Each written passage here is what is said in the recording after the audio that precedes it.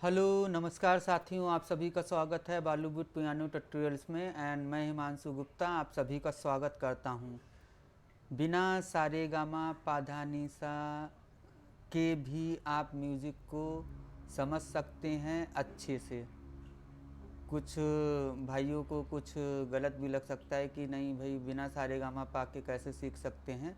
तो आज मैं आपको यही तरीका बताने वाला हूँ कि बिना सारे गामा की प्रैक्टिस के या उसके नॉलेज के आप म्यूज़िक को कैसे और इजी भाषा में समझ सकते हैं। बहुत से भाई बुरा भी मान सकते हैं इसमें, तो देखते हैं, उनका कुछ कर नहीं सकते हैं क्योंकि हमारे कल्चर में हमेशा से स्टार्टिंग से ही रहा है कि भाई सारे गामा पाधा निसा का ज्ञान होगा तभी आप म्यूज़िक को सीख सकते हैं। बट ये पूरा सच नहीं है, पूरा सच है जो मैं आज के वीडियो में आपको बताने वाला हूँ। ठीक है, अलग अलग कल्चर में अलग अलग टाइप का म्यूज़िक होता है। कहीं पे सरगम की प्रैक्टिस होती है, कहीं पे किसी दूसरी सरगम की प्रैक्टिस होती है। फॉर एग्ज़ाम्पल के लिए हम आपको बता दें, जैसे कि कुछ भाई बंधु हमारे सी से प्रैक्टिस करते हैं सा, कुछ भाई बंधु सी शार्प से प्रैक्टिस करते हैं सा, और कुछ भाई बंधु डी से प्रैक्टिस करते हैं सा। तो सभी लोगों के जो गले का आकार है वो डिफरेंट डिफरेंट है, विभिन्न विभिन्न प्रकार का है, किसी का भी सेम नहीं है। जैसे से ज़्यादातर बहनें हमारी जो क्या करती हैं, वो लोअर नोट से स्टार्ट करती हैं। लोअर नोट से क्यों स्टार्ट करती हैं? क्योंकि उनका गले का फ्रिक्वेंसी ज़्यादा हाई होता है। वो ज़्यादा हाई नोट से अगर स्टार्ट करेंगे तो उनका बहुत हाई चला जाएगा। तो कुछ बहनें हमारी जैसे बी से स्टार्ट करती हैं सा, ठीक है, और कुछ बहनें हमारी ए से स्टार्ट करती हैं। तो यहाँ पे देखिए कि सब डिफरेंट डिफरेंट हो रहे हैं। ठीक है, तो कहीं पे भी कोई सा फिक्स नहीं है, यानी कि सब अलग अलग है। ठीक है, तो यही चीज़ मैं आपको समझाने जा रहा हूँ कि इसको म्यूज़िक को बिना सारे गामा पाधा निसा के कैसे समझा जाए। बहुत से आपने देखा होगा कि भाई बंधु रास्ते में मिल जाते हैं, कहीं घूमने जाते हैं तो कोई बांसुरी बजाता हुआ दिख जाता है आपको, कोई फ्लूट बजाता हुआ दिख जाता है। क्या आपने पूछा कि सारे गामा पाधा निसा उन्होंने कभी सीखा है या म्यूज़िक कभी सीखा है? उनके दादा परदादा भी बजाते चले आए, वैसे ही कैसे ये पॉसिबल हुआ कि बिना सारे गामा पाधा निसा के उनको कोई सा भी सॉन्ग बोल दो तो वो फटाफट बजाने लगते हैं। हारमोनियम पे हो या फ्लूट पे हो या दूसरे इंस्ट्रूमेंट हो, वो कैसे बजा लेते हैं? तो वही मैं समझाने की कोशिश करूँगा कि वो कैसे बजा लेते हैं। बस आपको थोड़ा सा वीडियो के अंत तक बने रहना और चीज़ों को समझना है। और इस चीज़ को अगर आप फॉलो करेंगे तो आपको आपकी जो सुर की नॉलेज है वो काफ़ी अच्छी हो जाएगी। और फिर आप केवल सारे गामा के भरोसे नहीं रहेंगे, नहीं सारे गामा पाधा से सा प्रैक्टिस करेंगे तभी हमको आएगा म्यूज़िक, ऐसा कुछ नहीं है। बस समझने की ज़रूरत है। सारे गामा है क्या? सारे गामा एक माध्यम है, जो फ्रिक्वेंसी है, जैसे आरो अब्रो होता है म्यूजिक में, आरो अब्रो।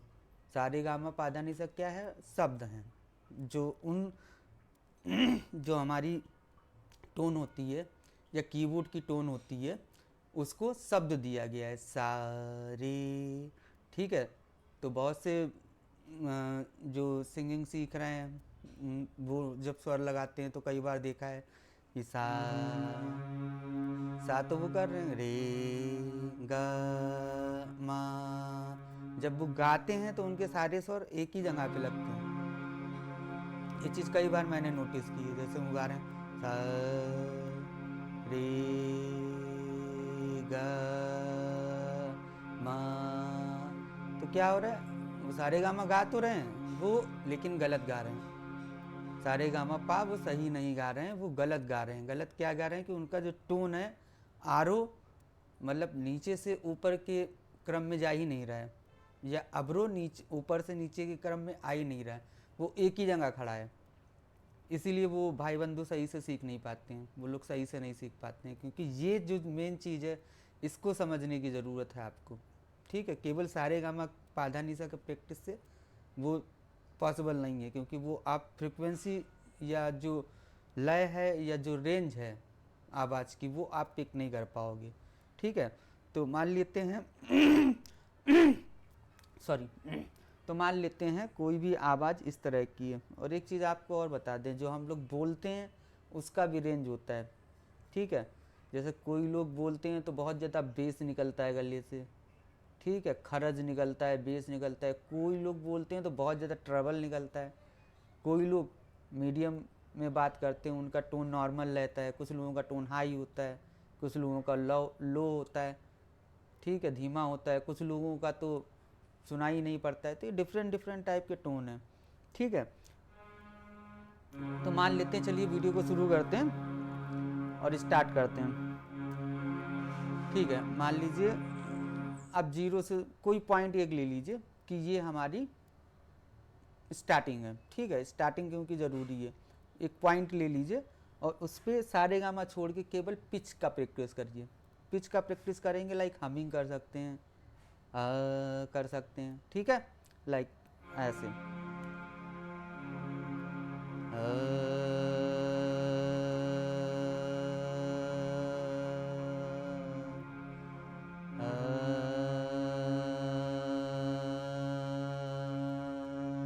तो इस वाले फ्रिक्वेंसी के साथ हम 0 पॉइंट पे खड़े हैं। कहीं पे एक डॉट बना लीजिए, वो आपका 0 है, तो इसको पकड़ के रखिएगा, ठीक है।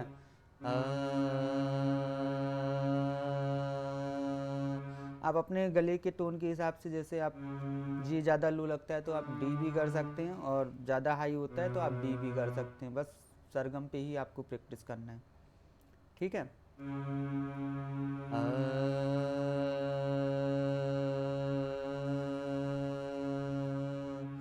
नेक्स्ट जो क्रम है आपका, वो नेक्स्ट ब्लैक पे रहेगा।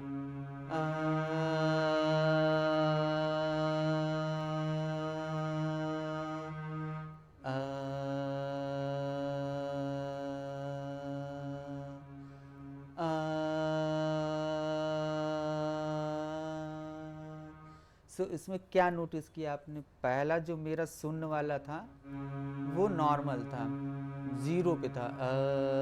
यहाँ से हमने स्टार्ट किया, लाइक ऐसे भी कर सकते हैं, हमिंग भी कर सकते हैं। नेक्स्ट हमने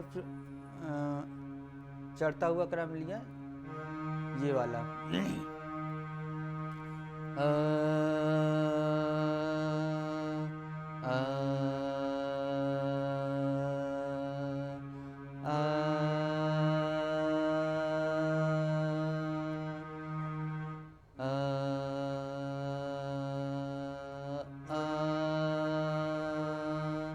तो अभी क्या हो रहा है, जो शून्य वाला था वो नॉर्मल है, बेस पे टिका हुआ है।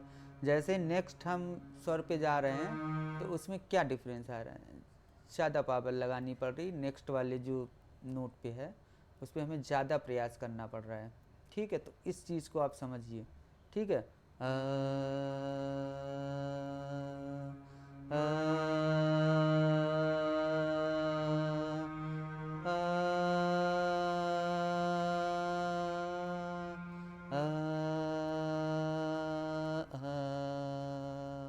इसी को हम हमिंग की तरह भी कर सकते हैं।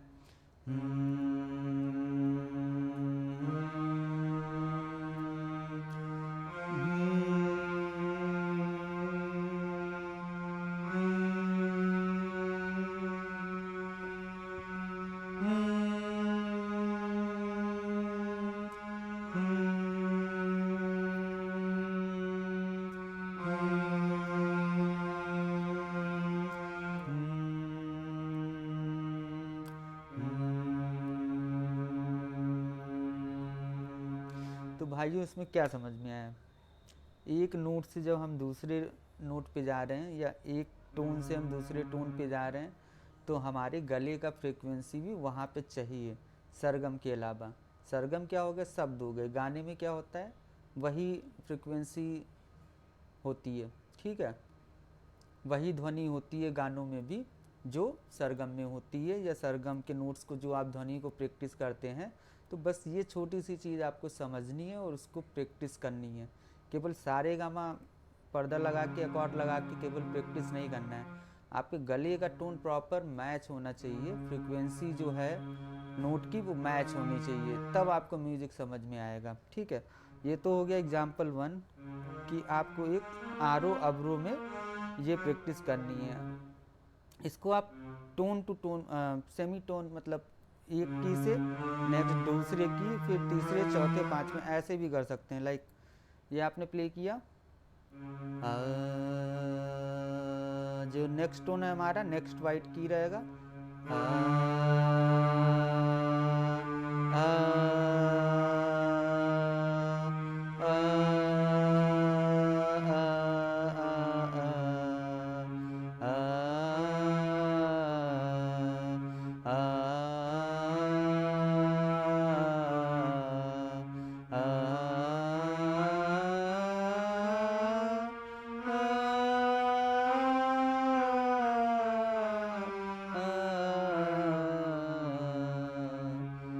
अब तक के सारे 12 नोट्स पे आपको 1 बाय 1 प्रैक्टिस करनी है अपने स्वरों की नॉलेज बढ़ाने के लिए और म्यूजिक को और अच्छे से समझने के लिए।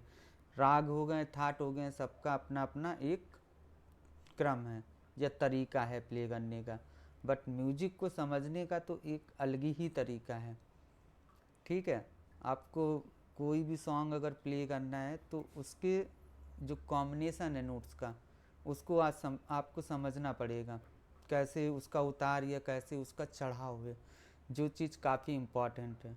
तो आई होप कि आपको ये मेरा वीडियो काफ़ी पसंद आया होगा। कमेंट ज़रूर कीजिएगा और चैनल को सब्सक्राइब और वीडियो को लाइक करके जाइएगा। मिलते हैं नेक्स्ट वीडियो में। नमस्कार।